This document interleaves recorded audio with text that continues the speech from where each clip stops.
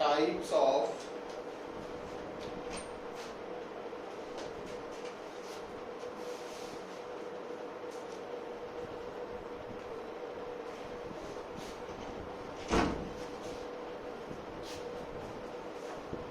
diffraction.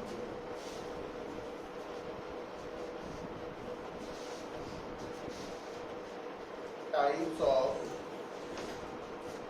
diffraction. So diffraction ਦੇ ਬਾਰੇ ਆਪਾਂ ਕੀ ਗੱਲ ਕੀਤੀ ਸੀ ਕਿ ਅਗਰ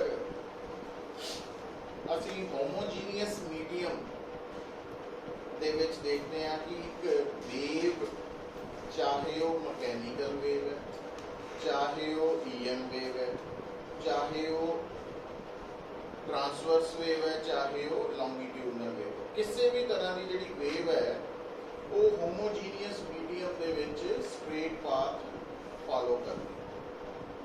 पर अगर उस वेव के रस्ते कोई स्लिट नूं अपर्चर भी कह देते हैं या ऑब्स्टैकल आ जाए तो वो वेव उस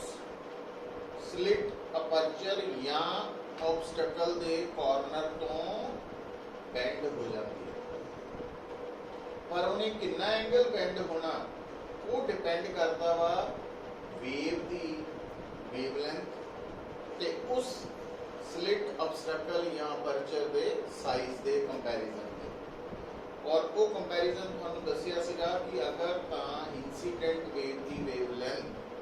ते साइज ऑफ ऑब्स्टैकल बराबर है या आलमोस्ट सेम है, थोड़ा बहुत सेम ऑर्डर दे है कह लो,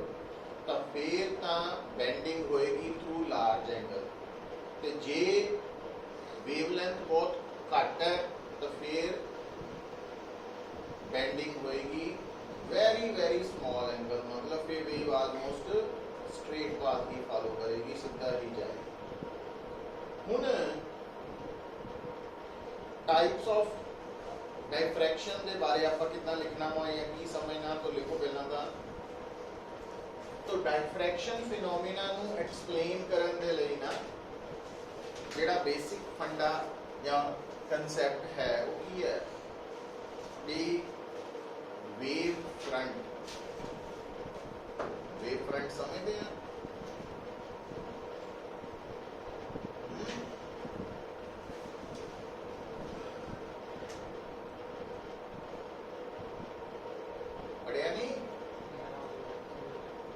लेक्चर भी देखे वेव फ्रंट देखो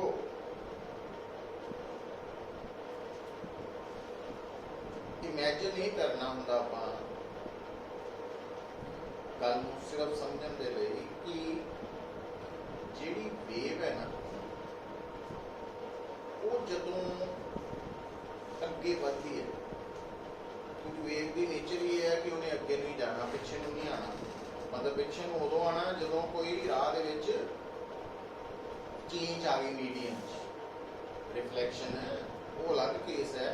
बट होमोजीनियस मीडियम वेव ने हमेशा अगे ही बढ़ना। और जदों असी कहने कि साडे सामने एक सिंगल वेव है, सिंगल वेव या दो वेव्स है या तीन वेव्स है, या इतना भी कह सकते हैं कि मान लो आ सोर्स ऑफ लाइट है, आ एक वेव है, दो वेव है, तीन वेव है, ठीक है। तो हुण बेटा अगर आप पी पॉइंट है तो एस तो पी तक कुल कितनी वेव्स है, तीन वेव्स है ना। तो इस एस तो पी तक की लंबाई रस्ते की कितनी है, 3 लैम्डा इतना ही है ना। या आप इस पाथ नू एंगल की टर्म च भी दस सकते हैं, और वो एंगल कितना होंदा कि जे मान लो 0 डिग्री है तो आ 180 डिग्री, 270 डिग्री, 360 डिग्री, 90 और ऐड कर दो, 450, 540, 630, 720, 810, 900, 990,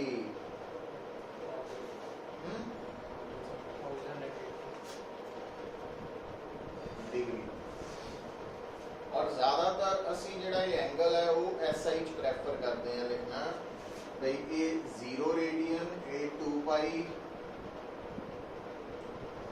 4 पाई, 6 पाई। तो इनू असी फेज कहने, फेज, ठीक है। हुण बेटा ये असी जितनी भी वेव मोशन की डिस्कशन करते हैं, चाहे वो +1 है चाहे +2 है, ਉਹਦੇ ਚ ਅਸੀਂ 1D मतलब एक डायरेक्शन वेव अगे जा रही है ਉਹਨੂੰ कंसीडर करते हैं। पर एक्चुअली की होएगा, वेव चारों पासे फैलेगी, लैफ्ट ਨੂੰ भी जाएगी, नीचे ਨੂੰ भी, ऊपर ਨੂੰ भी, बाहर ਨੂੰ भी, अंदर ਨੂੰ भी, मतलब 3D स्पेस। ਹੁਣ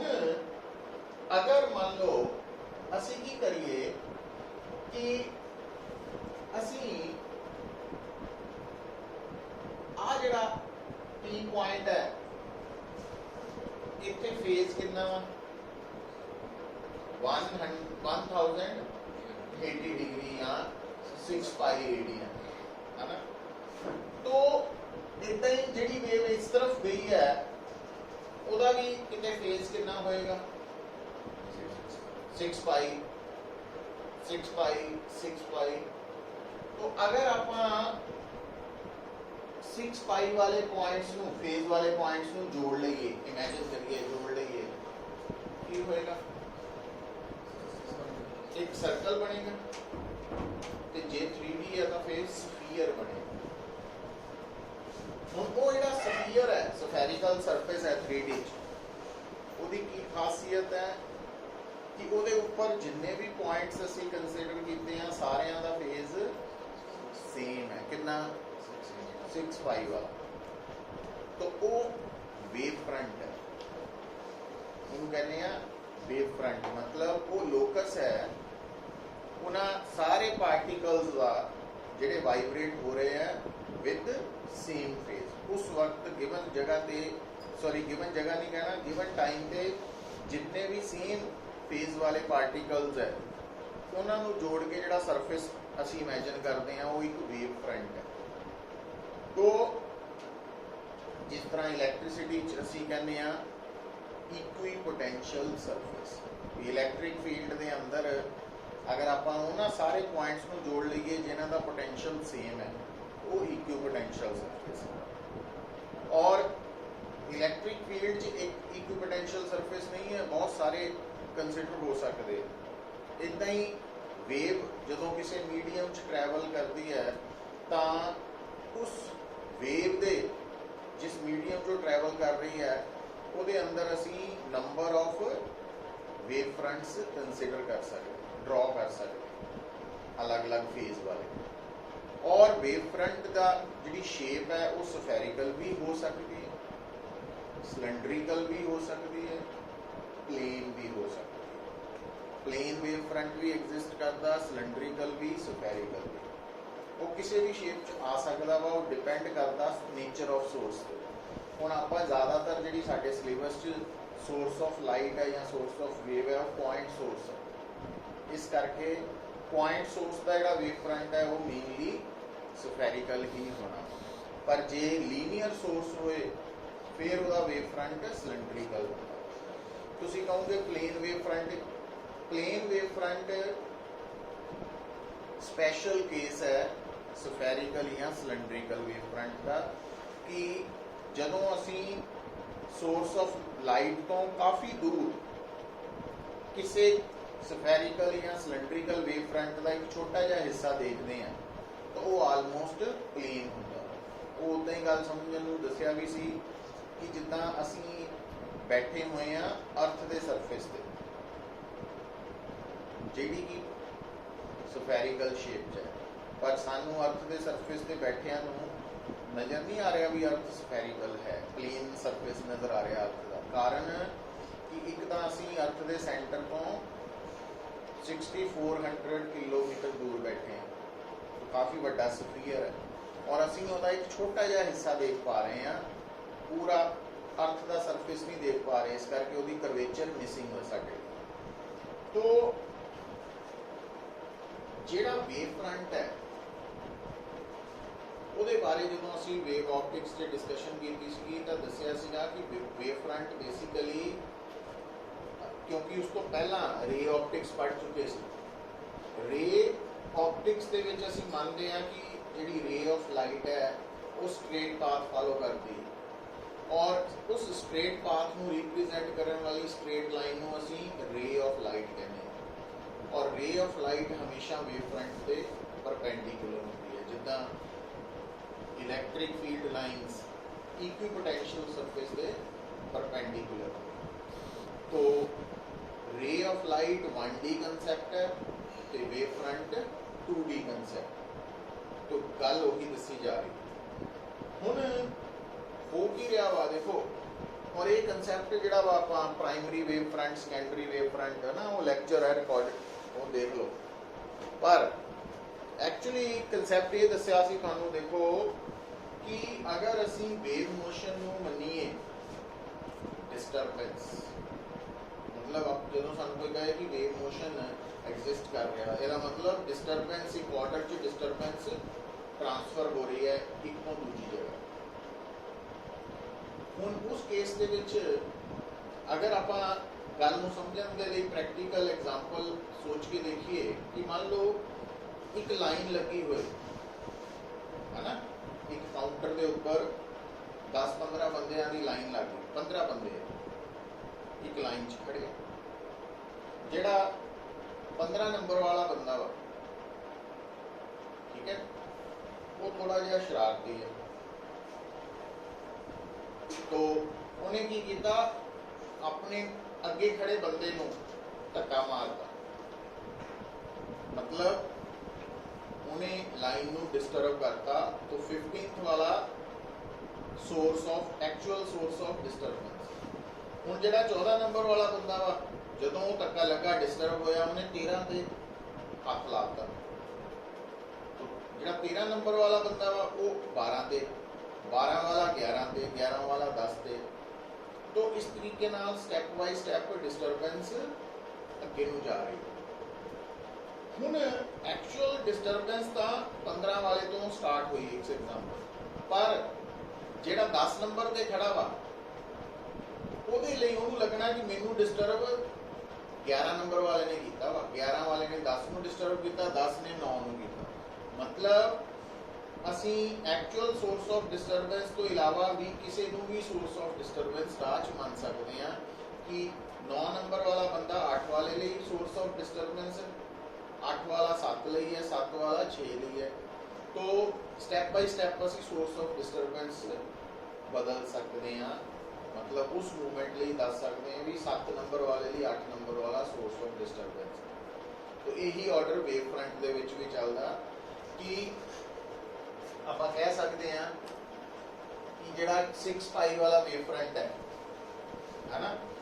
तो उस तो पहला अगर आप मान लो 4 पाई वाले नूं मन्निया होए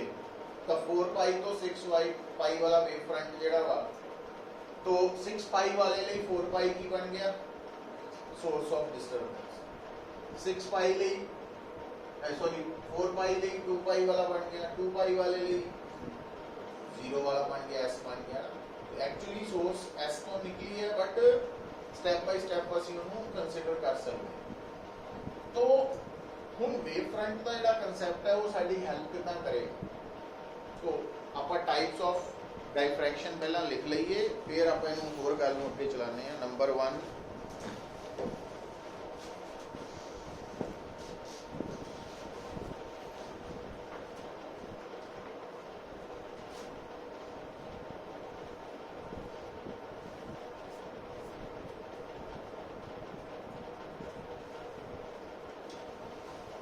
फ्रेजनल्स डाइफ्रैक्शन,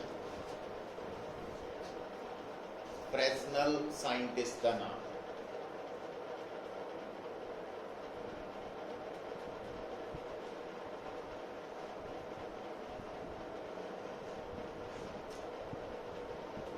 तो लिख लो, in this diffraction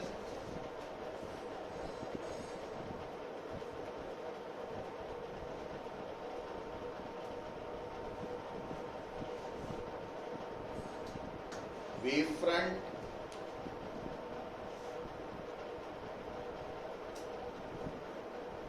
striking the corner, striking the corner of slit or obstacle will be spherical or cylindrical।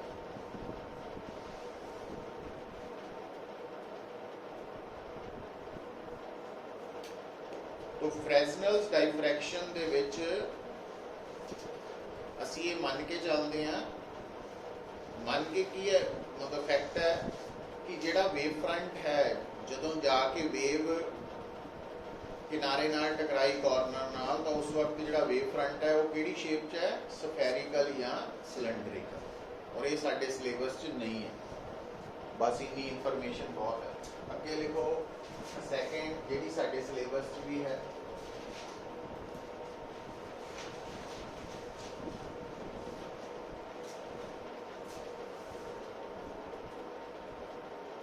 फ्रॉनहोफर्स, ये भी साइंटिस्ट का ही नाम है, diffraction.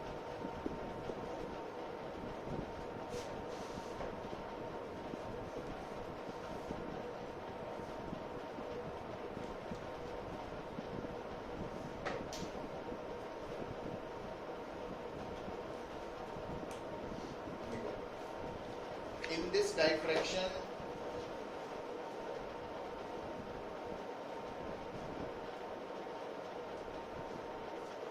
the wave front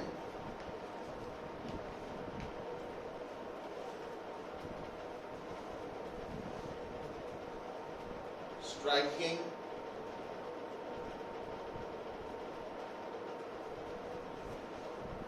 the corner of a slit or obstacle is plane wave front, plane wave front। और थले note करके लिख लो, plane wave front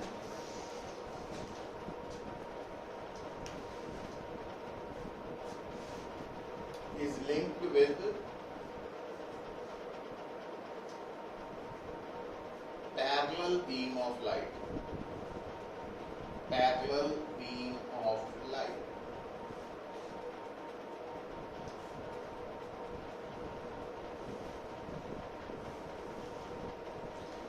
अच्छा हुण बेटा हेडिंग लिख लो, आ साडे सिलेबस च इहदे बारे एक डेरिवेशन करनी है, पर उस डेरिवेशन को करने तो पहला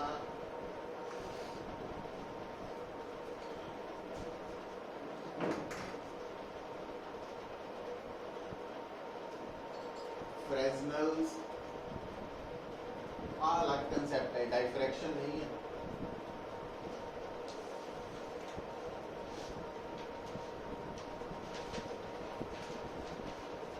हाफ पीरियड जोन्स,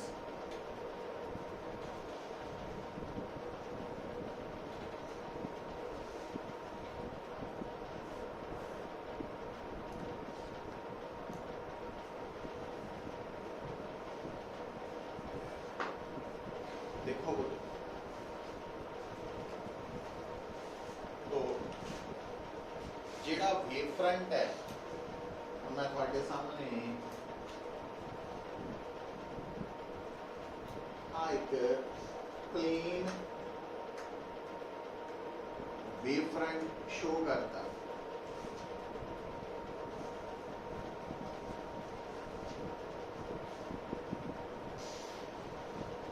और जदों आप वेव फ्रंट कहने हैं ਉਹਦਾ मतलब है कि इस वेव फ्रंट के ऊपर तुसी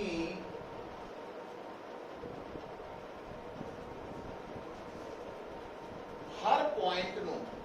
हुण इत्थे मैं जान के पॉइंट्स कंसीडर कीते हैं नंबर ऑफ पर कुछ गैप ते कीते बट जिहड़ा पूरा वेव फ्रंट है ਉਹਦੇ ਉੱਪਰ ਤਾਂ बहुत सारे पॉइंट्स है ना। हम जिदा बोर्ड है बोर्ड के ऊपर आप बिल्कुल नाल नाल बहुत सारे पॉइंट्स मार्क कर सकते हैं। हुण वेव फ्रंट कहता कि गिवन वेव फ्रंट के ऊपर एक्चुअली ये थ्योरी कहने दी सी हाइगन्स प्रिंसिपल है कि गिवन वेव फ्रंट के ऊपर तुसी जिन्ने मर्जी पॉइंट्स कंसीडर कर सकते हैं कि वो सोर्स ऑफ डिस्टरबेंस है। मतलब आ वाला पॉइंट आ वाला जिस वन जेड़ा मर्जी पॉइंट है एक ही पैदा कर रहा एक डिस्टरबेंस पैदा कर रहा जिहड़ी अगे वध रही पर क्योंकि ये सारे पॉइंट्स पुत्र सेम वेव फ्रंट के ऊपर तो आप गल की गई वेव फ्रंट की खासियत होंगी कि वो ऊपर जिन्ने भी पार्टिकल्स है सारे का फेज की है सेम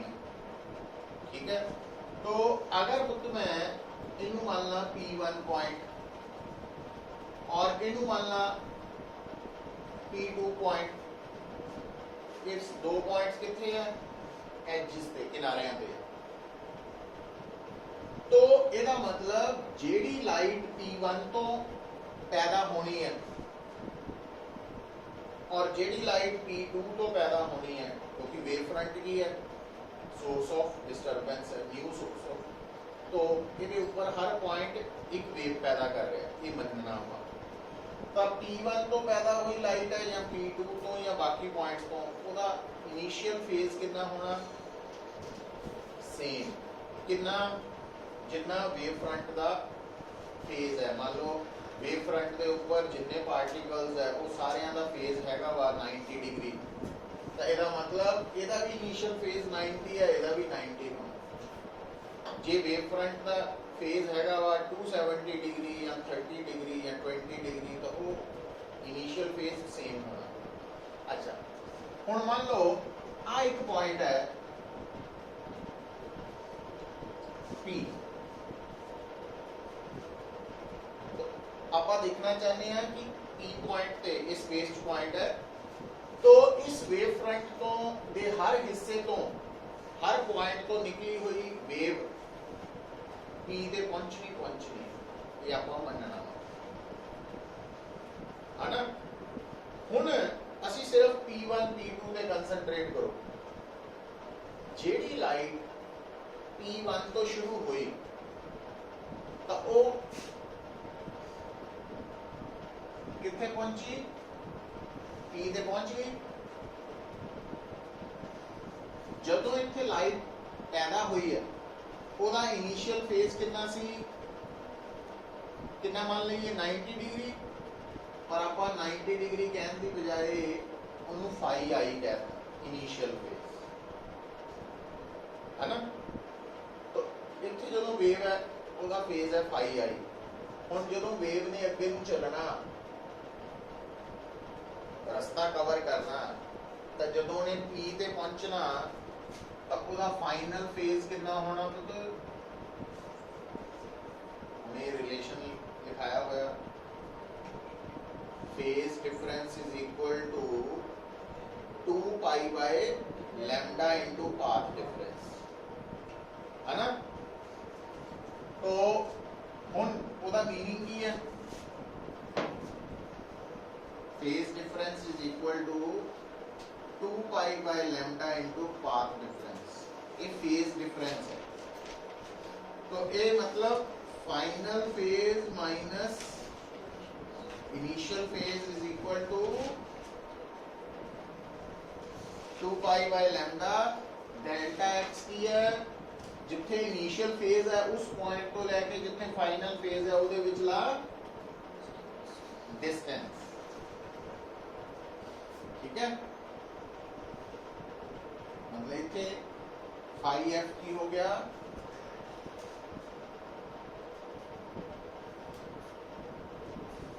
x1 ਤੇ ਜਿਹੜੀ इथों वेट जानी है ਉਹਦਾ इनिशियल फेज ਤਾਂ पाई आई है, ਉਹਦਾ ਇੱਥੇ फाइनल फेज की होना पाई आई प्लस 2 पाई बाय लैम्डा। पर आ ਜਿਹੜਾ डिस्टेंस है ਇਹਦੇ ਨਾਲੋਂ अलग है। ਇਹਦਾ मतलब ਇੱਥੇ ਕਿੰਨੀਆਂ ਵੇਵ ਪਹੁੰਚੀਆਂ ਆਪਾਂ ਦੋ ਹੀ ਮੰਨੀਆਂ ਹਲੇ। तो पहली का फेज कितना वा, दूसरी का तो फेज डिफरेंस कितना आ गया दोनों च, डिफरेंस ले लिए आ तो कट्टे जाने क्योंकि ये बराबर ही है, पक्का ही है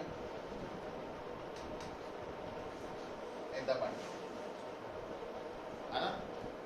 अच्छा हुन हो सकता कई पॉसिबिलिटी है, अगर मान लो x2 ते x1 बराबर है, मतलब आ जो P पॉइंट है ये दोनों किनारे तो बराबर दूरी पे है, वो वाला पॉइंट फिर 0 हो गया। मतलब ਉਹਦਾ मीनिंग ये दिमाग को समझाना, मतलब ये एडा जोर आप ला रहे हैं उदा तो आर्टिकल 15 मिनट च याद हो जाना कोटा ला के, बट गल जो समझ आती है तो बैलेंस हो। तो फाई जिहड़ा वा क्योंकि 0 है, उसका मीनिंग ये है कि इस वेव फ्रंट के ऊपर जिन्ने भी पॉइंट्स है, आप सिर्फ आ वाले दो की गल की ना जो एक्सट्रीम है, अगर इन्हां च फेज डिफरेंस 0 आ गया तो इसका मतलब जिन्ने भी पॉइंट्स है इन्हां सारियां तो निकली हुई वेव्स जदों पी ते पहुंचणगियां तां हरेक दी क्रेस्ट क्रेस्ट क्रेस्ट क्रेस्ट पहुंचेगी, या हरेक दी ट्रफ ट्रफ ट्रफ ट्रफ पहुंचेगी, मतलब ज्यादा इंटेंसिटी वाली लाइट हो जाएगी, मतलब वो ब्राइट बैंड होएगी। समझे आए? हुण देखो अगर मान लो x2 x1 नालों वड्डा वा, या डिफरेंस आप ले रहे हैं कि x2 माइनस x1 की जिहड़ी वैल्यू है वो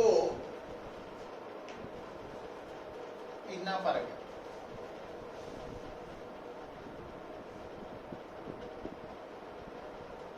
मतलब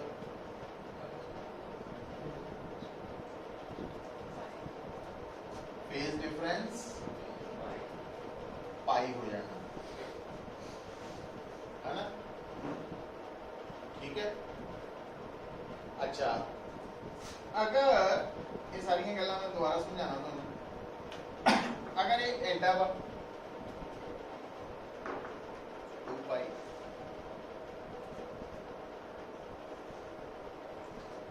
अगर इन्ना वा, अगर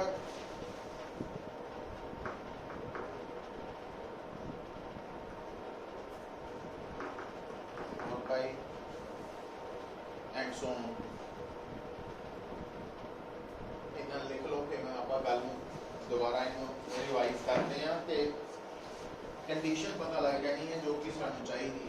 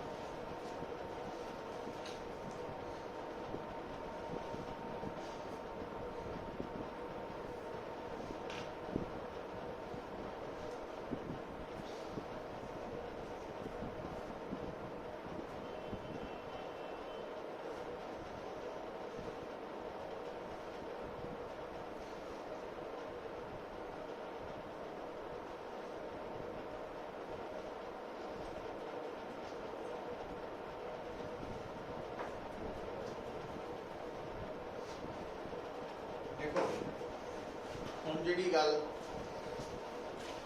ਆਪਾਂ ਸਮਝਣੀ ਹੈ ਫ੍ਰੈਸਨਲ ਦੇ ਅਕੋਰਡਿੰਗਲੀ,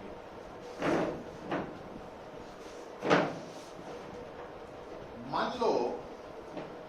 आ सारी डिस्कशन हो चुकी है, इन वाल आ जाने पहला मान लो P1 और P2 ये ਆਪਾਂ प्लेन वेव फ्रंट ਦੇ ਉੱਪਰ ਕਿੱਥੇ ਲਏ ਦੋ ਪੁਆਇੰਟਸ ਜਿਹੜੇ ਐਕਸਟ੍ਰੀਮ ਐਜਸ ਤੇ ਕਿਨਾਰਿਆਂ ਤੇ, ਉਹਨਾਂ ਤੋਂ ਨਿਕਲੀ ਹੋਈ ਲਾਈਟ ਜਦੋਂ P ਤੇ ਪਹੁੰਚੀ ਤਾਂ ਕਿੰਨਾ ਫੇਜ਼ ਡਿਫਰੈਂਸ ਆ ਰਿਹਾ 2 पाई, और 2 पाई फेज डिफरेंस ਨੂੰ पाथ डिफरेंस ਚ ਕਨਵਰਟ ਕਰਨਾ ਹੋਏ ਤਾਂ ਕਿੰਨਾ ਬਣ ਜਾਂਦਾ लैम्डा। समझ गए कि अगर फेज डिफरेंस है 2 पाई तो पाथ डिफरेंस की होना लैम्डा। ठीक है, हुन ਇਹਨੂੰ ਦੇਖ ਕੇ ਜਦੋਂ ਜਿੰਨਾ ਆਪਾਂ ਇੰਟਰਫੇਰੈਂਸ ਵਾਲਾ ਟੌਪਿਕ ਪੜਿਆ ਸੀ ਉਹਦੇ ਬਿਹਾਫ ਤੇ ਸਾਨੂੰ ਇਹ ਪਤਾ ਵਾ ਕਿ ਕ੍ਰੈਸਟ ਨਾਲ ਕ੍ਰੈਸਟ ਮਿਲੂ ਇੰਟੈਂਸਿਟੀ ਵਧੂਗੀ, ਟਰਫ ਨਾਲ ਟਰਫ ਮਿਲੂ ਇੰਟੈਂਸਿਟੀ ਵਧੇਗੀ, ਕ੍ਰੈਸਟ ਨਾਲ ਟਰਫ ਮਿਲੂ ਕੈਂਸਲ ਆਊਟ ਹੋਏਗੀ। ਇਹ ਫੰਡਾ ਸਾਨੂੰ ਪਤਾ ਵਾ। ਔਰ ਹੁਣ ਫ੍ਰੈਸਨਲ ਹਾਫ ਪੀਰੀਅਡ ਜ਼ੋਨ ਦਾ ਕਨਸੈਪਟ ਕੀ ਕਹਿੰਦਾ, ਕਹਿੰਦਾ ਵੀ ਅਗਰ ਤੁਸੀਂ ਡਾਇਫ੍ਰੈਕਸ਼ਨ ਦੇ ਕੇਸ 'ਚ ਇਹ ਦੱਸਣਾ ਚਾਹੁੰਦੇ ਆ ਕਿ ਕਿੱਥੇ ਬ੍ਰਾਈਟ ਬੈਂਡ ਬਣੇਗਾ, ਇੰਟਰਫੇਰੈਂਸ ਨਹੀਂ ਡਾਇਫ੍ਰੈਕਸ਼ਨ,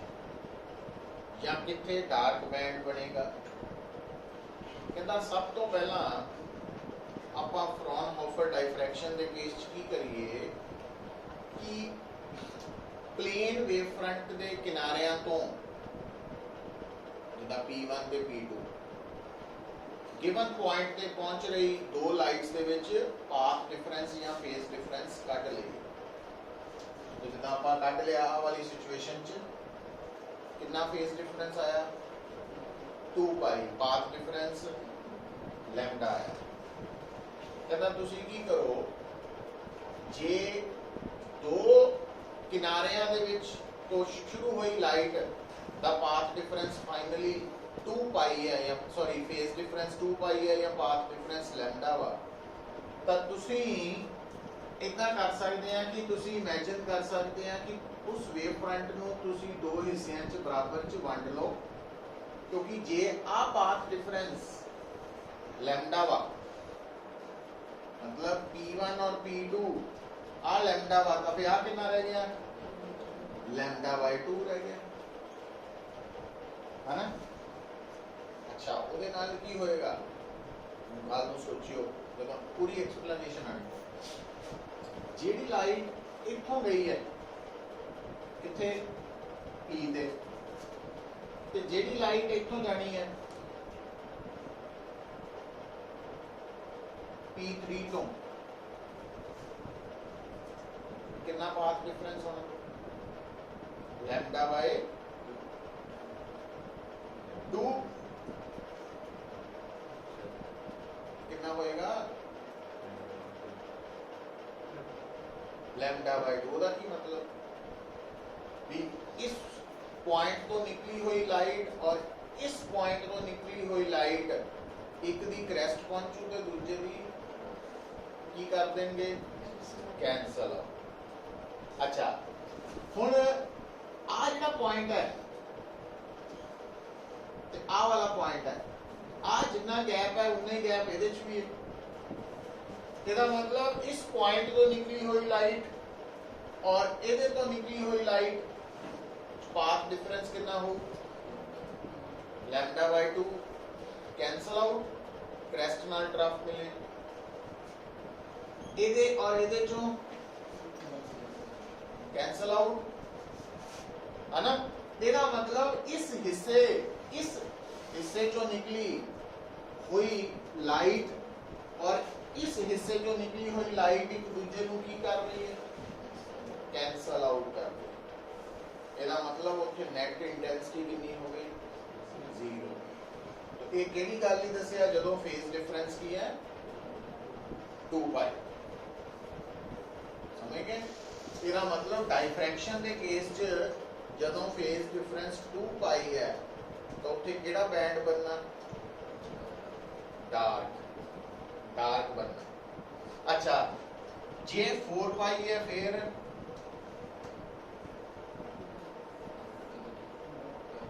भी डार्क ही बनू पता लग गया कितना क्योंकि 2 पाई च असी 2 हिस्से करते सी ਇਹਦੇ ਚ 4 हिस्से हो जाने हैं वेव फ्रंट दे तो पहले वाले तो निकली लाइट दूसरे हिस्से जो कैंसिल हो जानी तीसरे वाले दी चौथे नाल हो जानी काम खत्म है ना ਇਹਦਾ मतलब डाइफ्रैक्शन ਦੇ केस च ये आप रिजल्ट सीधा ही लिख लेना ये सिर्फ एक्सप्लेन किया कि मिनिमा दी कंडीशन की है कि पाथ डिफरेंस या फेज डिफरेंस की होना चाहिए 2 पाई आई है ना मतलब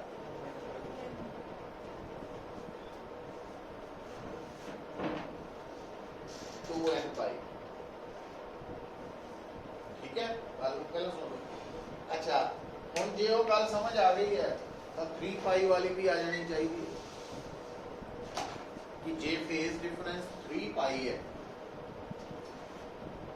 तो आप वेव फ्रंट के कितने हिस्से बनावांगे 3 2 पाई के 2 बनाए सी 3 4 पाई के 4 सीगे 5 पाई के 6 हो जाने 5 हो जाने 6 पाई के 6 अच्छा हम जो ये 3 हिस्से होए 3 पाई के तो पहले हिस्से और दूसरे हिस्से की लाइट्स ने तो की कर जाना कैंसल आउट पर तीसरे वाला कल्ला ही रह गया उन्होंने कैंसल आउट करने वाला कोई है ही नहीं है मतलब वो करके लाइट रहेगी तो उत्थे की बनेगा ब्राइट बैंड है ना इट मीन्स जे पाई है तो फिर इको ही हिस्सा बनना 2 पाई के 2 बनाए सी 3 पे 3 एक पाई के इको ही है इको हिस्से की लाइट कैंसल आउट हो ही नहीं पानी इट मीन्स ब्राइट बैंड बनेगा इट मीन्स डाइफ्रैक्शन च मैक्सिमा की होएगा पाई ऑड इंटेग्रल है ना इन्हें प्लस नाल शुरू करना वो क्यों क्योंकि जेड़ा n है ना नंबर इंटीजर है और ओदा नंबर तो ऑर्डर बोलते हैं ऑर्डर का मतलब वो जिस तरह असी कहने हैं कि जेड़ा सब तो पहला मैक्सिमा है वो 0 ऑर्डर मैक्सिमा है सेंट्रल ब्राइट बैंड ओदे लिए n की चाहिएगा 0 तो n 0 पुट किया और फेज डिफरेंस कितना आया पाई मतलब डाइफ्रैक्शन से सब तो पहला जेड़ा बैंड है ब्राइट बैंड वो पाई फेज डिफरेंस लिए उस तो अगला 3 पाई है और 3 पाई वाला फर्स्ट ऑर्डर ब्राइट बैंड 5 पाई वाला सेकंड ऑर्डर और चेक करके देखो जो तुम n इतने 1 पुट करोगे तो 3 पाई बन गया तो n की वैल्यू तो ऑर्डर चलना ना इस करके को प्लस ले लिया अच्छा तो फेज डिफरेंस अगर इतना तो पाथ डिफरेंस की लिखोगे n लैम्डा और इधर पाथ डिफरेंस की लिखोगे 2 पाई लैम्डा के बराबर होता ना तो पाई लैम्डा बाय 2 हो जाना मतलब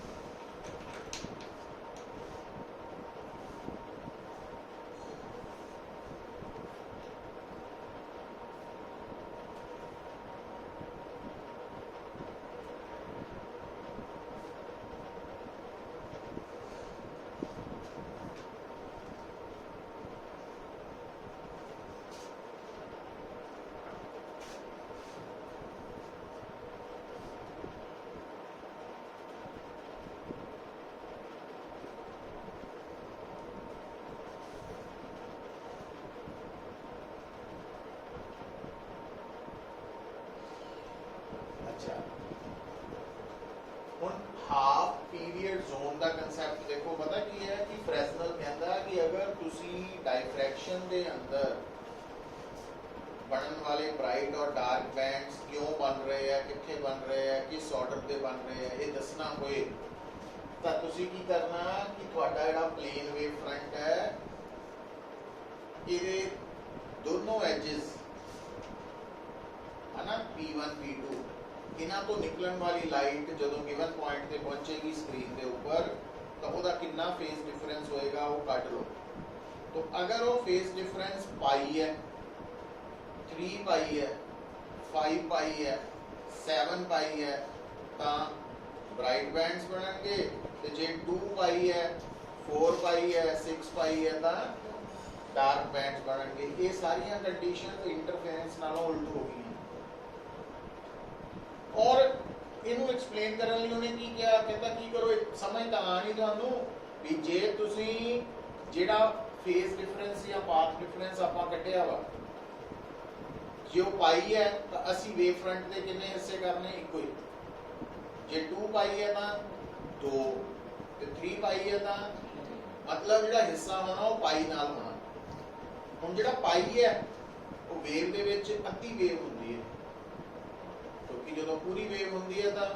स्टार्ट 0 लास्ट से 2 पाई होंगे, अद्धी वेव च पाई होंगे हाफ, तो अद्धा साइकिल पूरा होया ना ये तो हाफ पीरियड जोन का कंसैप्ट है भी आ जिहड़ा असीं हिस्से करते हैं जोन मतलब वेव फ्रंट के हर हिस्से को जोन कहते हैं और उन्होंने हाफ पीरियड क्यों कहते हैं क्योंकि उस हिस्से दे विच जिन्ने भी पॉइंट्स है उन्हां तो निकली हुई लाइट और उहदे नाल दे हिस्से चों निकली हुई लाइट का पाथ डिफरेंस की रहना हाफ λ/2 होना ना, इस करके उन्होंने हाफ पीरियड जोन पूछना नहीं किसी ने बट पता होना चाहिए। तो लिख लो कितना टाइम है आप देखिए अभी हो सकता है 7 बज गए फिर नहीं होना पर आप छोटा जिहा काम वो कर लेना कोई गल हेडिंग लिखो हाफ पीरियड जोन का कंसैप्ट संभाल लियो कल तक ते अज आपां लिख लेना डिफरेंस बिटवीन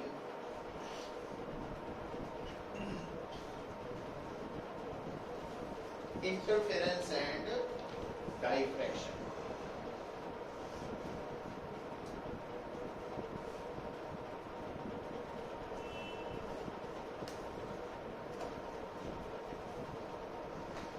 तो हम डिफरेंस ते करन लई की करना पैना थानू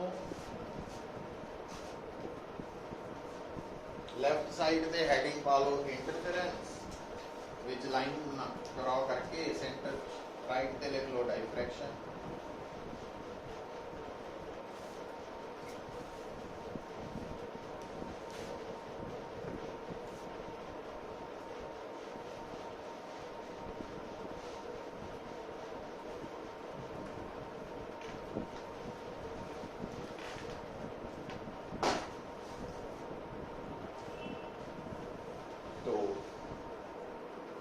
इंटरफेरेंस के नीचे पहला पॉइंट है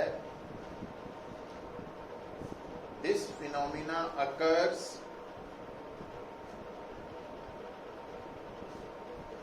due to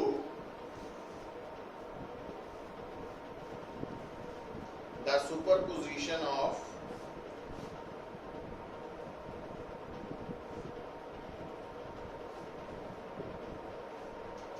two light waves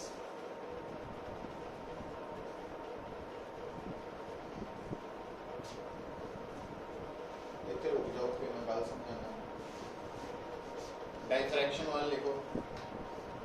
this phenomena occurs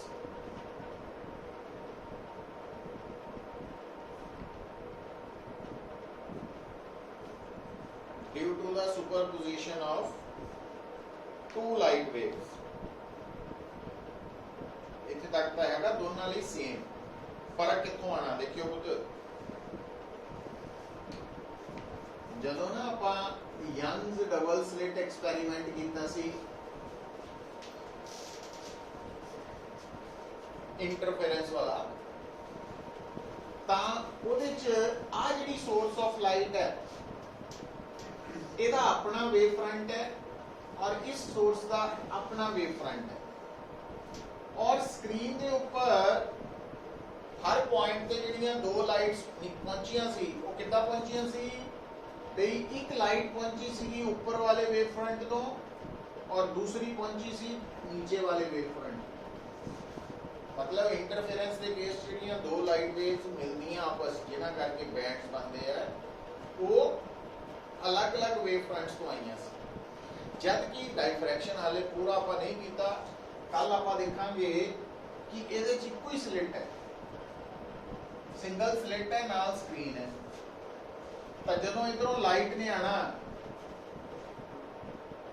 तो आ जिहड़ा वेव फ्रंट है साडा तो प्लेन ही होना क्यों असीं फ्रॉनहोफर डाइफ्रैक्शन पढ़नी तो स्क्रीन के ऊपर इस वेव फ्रंट के सेम वेव फ्रंट के ਵੱਖ-ਵੱਖ हिस्सों तो निकली हुई लाइट जो मिलती है मतलब जो दो अलग वेव फ्रंट चो निकली हुई लाइट्स मिलदियां तो इंटरफेरेंस जो इको वेव फ्रंट के ਵੱਖ-ਵੱਖ हिस्सों चो निकल के आई लाइट्स मिलदियां तो डाइफ्रैक्शन तो वो फर्क आ गया तो इंटरफेरेंस के थले की लिखोगे light waves produced by two different wave fronts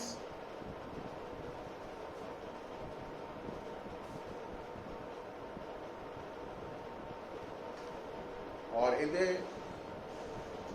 produced by डाइफ्रैक्शंस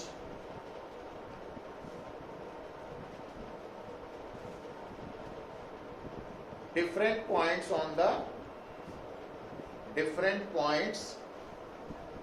on the same wavefront.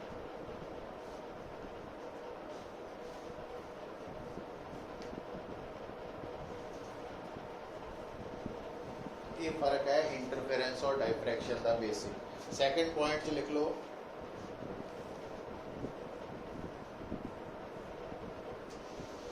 तो आप की देखते हैं इंटरफेरेंस च ना जिन्ने भी ब्राइट बैंड्स बनते हैं इंटरफेरेंस,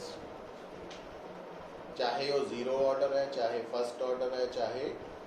सेकंड ऑर्डर है, उन्हां सारियां दी इंटेंसिटी सेम होंदी है। तो लिखो इंटरफेरेंस के अंदर लिखियो second point, intensities of all the bright bands are equal.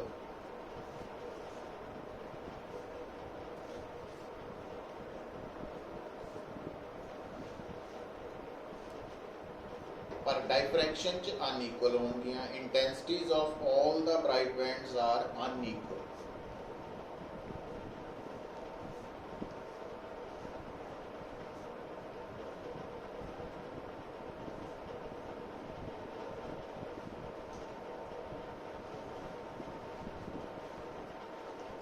Diffraction के नीचे लिख लियो तीसरा पॉइंट पहला,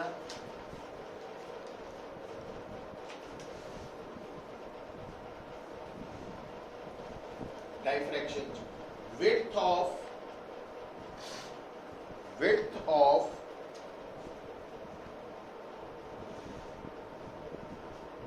bright bands are different।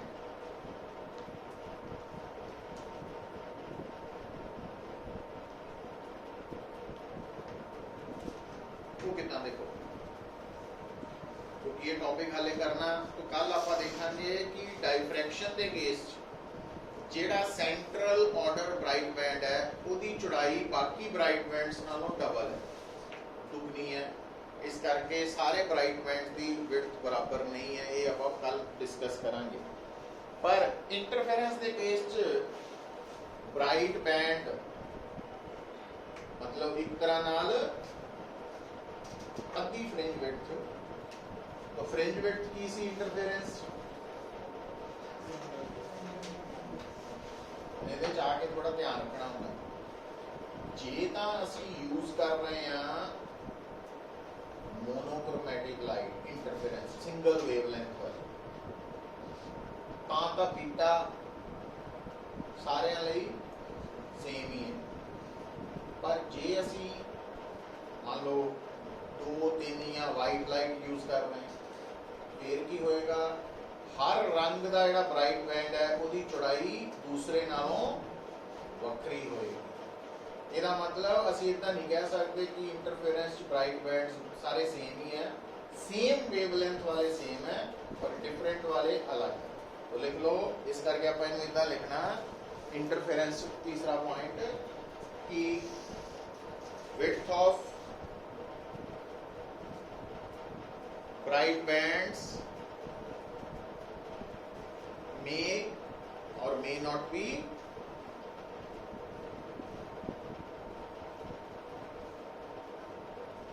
Equal. फर्क पता लग गया? नीचे अपने लिए नोट करके लिख लो, पेपर च नहीं लिखने की लोड़ होती कि same for monochromatic light and different for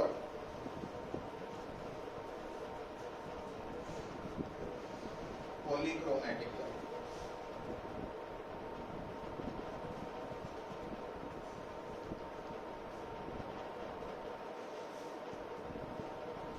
अच्छा, डाइफ्रैक्शन के बेस लिख लो पहला फोर्थ पॉइंट,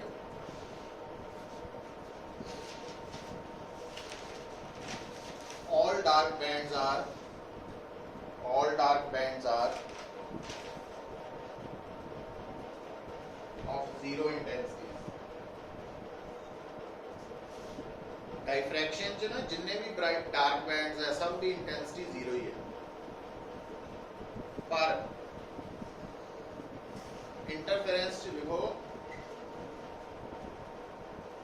इन इंटरफेरेंस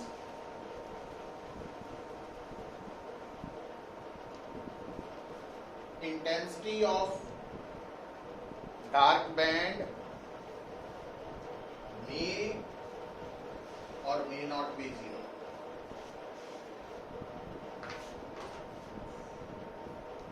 देखो ये गल थानू समझ आए नहीं है, जदों तुसी इंटरफेरेंस च आई मिनिमम की वैल्यू नहीं कढ़ी, देखो ना a माइनस बी दा होल स्क्वायर, तो आई मिनिमम जीरो कदों होनी है, जे a और b बराबर है, तो जे a और b बराबर नहीं है